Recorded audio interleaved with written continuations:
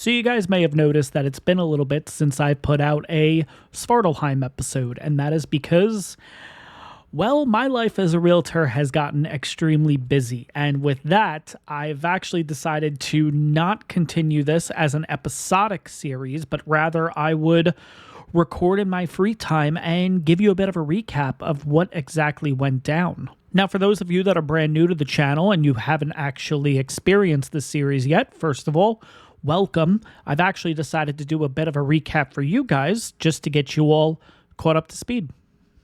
So the playthrough here on Svartalfheim pretty much started out like any other normal ARK playthrough. We quickly gathered some materials, we slowly built up our character, and once we kind of got our footing a bit, we ended up finding ourselves a pretty cool base location, which, funny enough, this would be the final base location for the entire series. So after grabbing a couple of starter tames and exploring the area a bit, I decided to make myself a raft to explore the area a bit further. And that's when we figured out dinos weren't the only threat here on Svartalfheim. Whoa, okay. We just loaded in something. That's either really good or really bad. Yeah, we just loaded in a pretty significant area. Whoa. Oh, wait, what? Oh, God. Wait, there's NPCs? Wait, I can't run. Okay, run.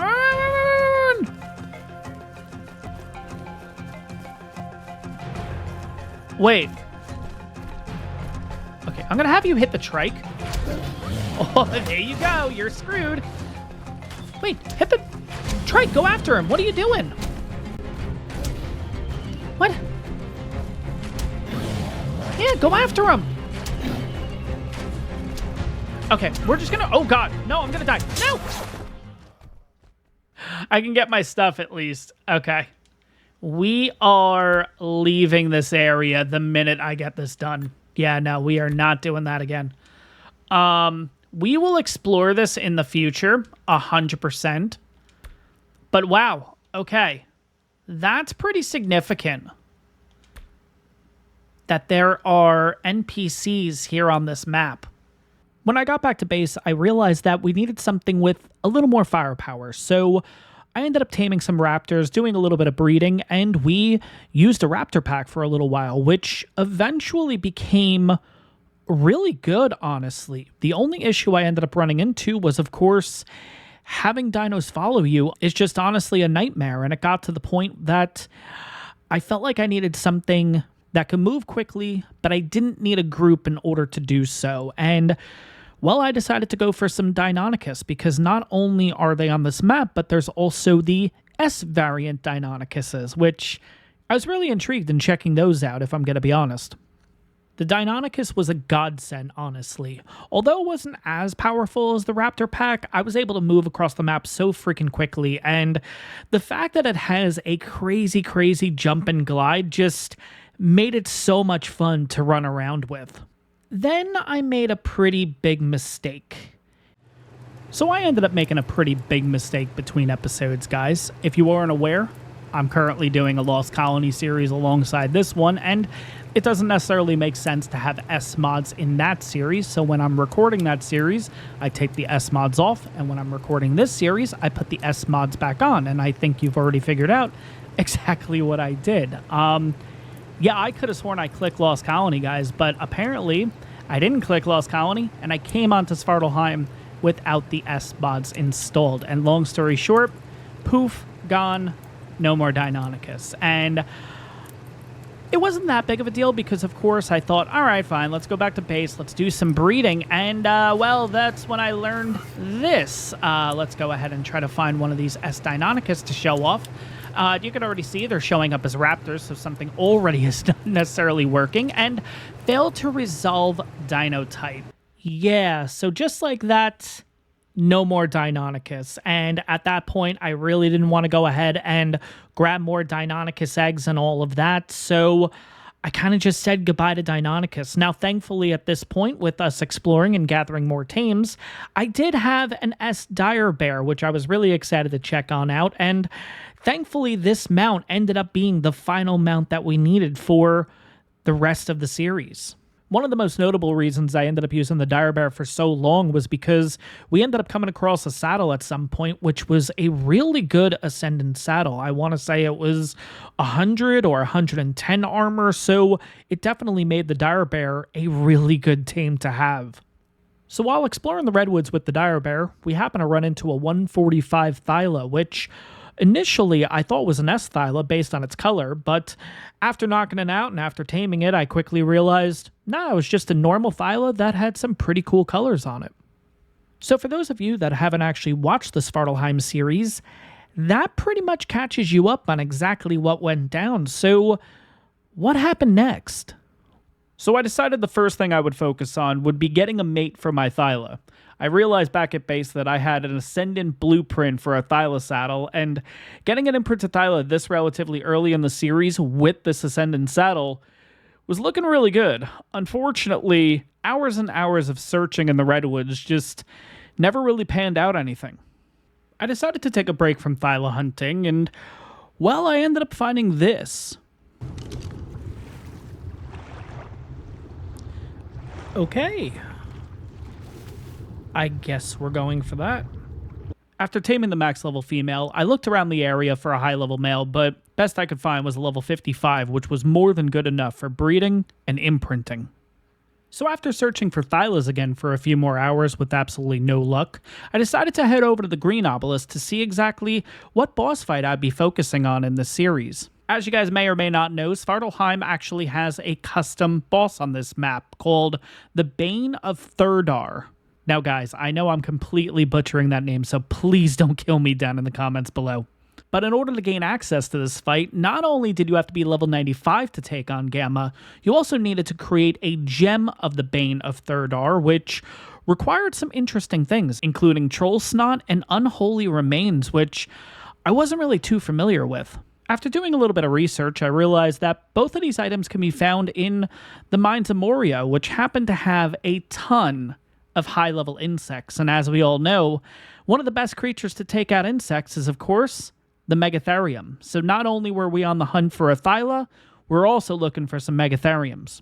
I don't know what made me think that I would find Megatheriums in the snow, in the plains, pretty much everywhere but the redwoods. But finally, I decided to take a trip to the redwoods to see for myself, and sure enough, right away, I ended up finding some Megatheriums, which was incredibly frustrating. But the luck didn't stop there, though, because, guys, I finally found a high-level Thyla. Finally.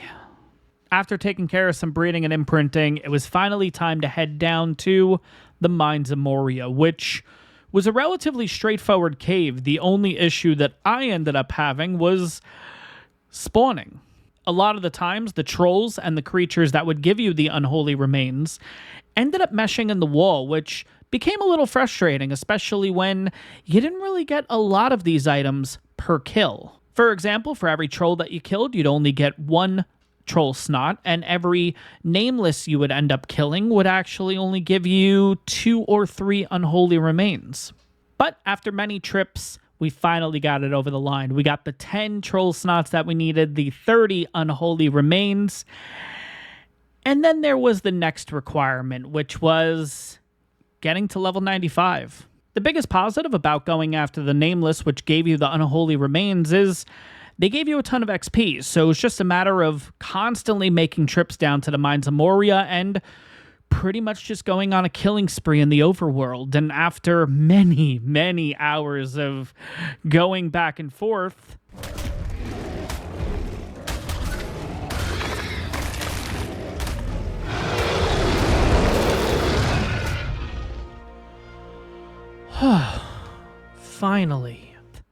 we finally hit level 95. After breeding our previously tamed Rexes, grabbing a high-level Yudi along with a low-level Yudi just to get an imprinted one, guys, it was time. It was time to finally take on the boss that I cannot pronounce. And here we go, guys, the moment we've all been waiting for. We are officially going to be taking on, guys, I'm going to completely butcher this name, Thirdwar? Thurider, something like that. Requirements for this fight are going to be level 95, which we've already taken care of. We also got all the stuff in order to make the Gem of Thurider, which we've already done too. And what's unique about this fight is apparently you can only bring in a total of 10 dinos. So we have a total of 9 Rexes and 1 Yudi and our character, and that's kind of it. So moment of truth, guys. Let's get into this fight. Let's see how it goes. Really nervous about this one. Win, lose, or draw, guys. This is it. Here we go. Before jumping into this boss fight, I did want to mention that even with editing this video, this boss fight is extremely, extremely loud. So do me a favor, guys. Take a second and just drop the volume down a little bit. Trust me, you'll thank me later. And here we go. 3, 2, 1.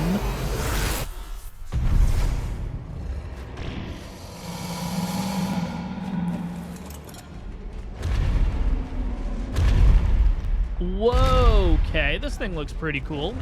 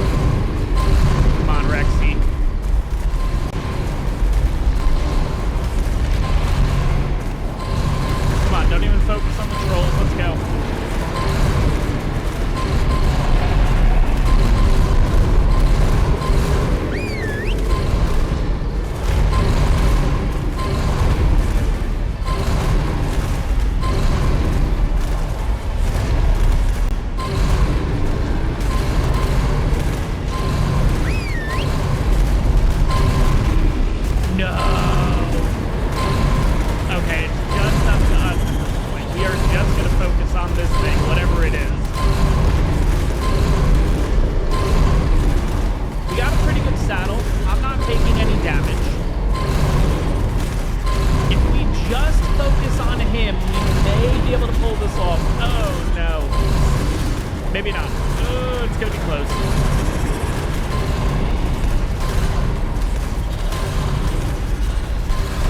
Come on.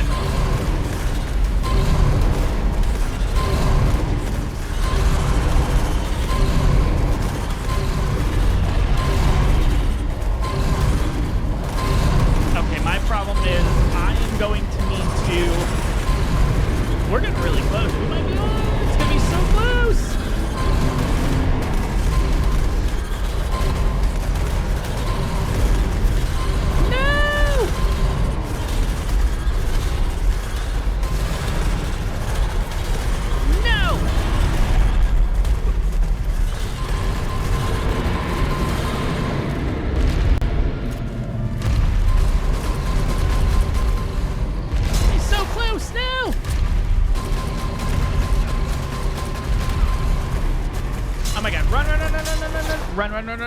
Run. Okay. Shotgun, maybe? Oh my gosh. Okay, let's just see if we can... No! No! Oh, no! And there we go, guys. There is the official recap to the Svartalfheim series. Unfortunately, it did end as a loss, but guys, I had an absolute blast with this series, and although this recap was probably a little bit shorter than I expected it to, and that's because of being fairly new at doing these type of videos, I hope you guys enjoyed the playthrough. I hope you guys enjoyed the recap of how things went down, and I hope you guys enjoyed this style of video. As I mentioned, this is something fairly new to the channel, and I would love to hear your feedback on what you guys thought about the series, about how the recap ended up going. Is this something that you like and you would like to see further on my channel?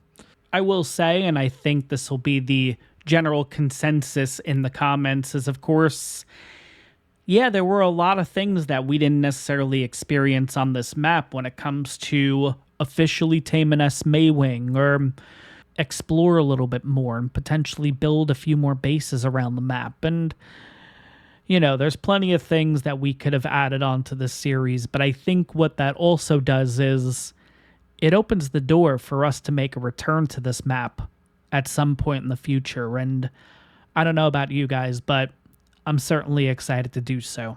With that, guys, again, thank you so much for watching this video. I hope you guys enjoyed it, and I'm excited to see you guys on the next one. Have a good one, everyone.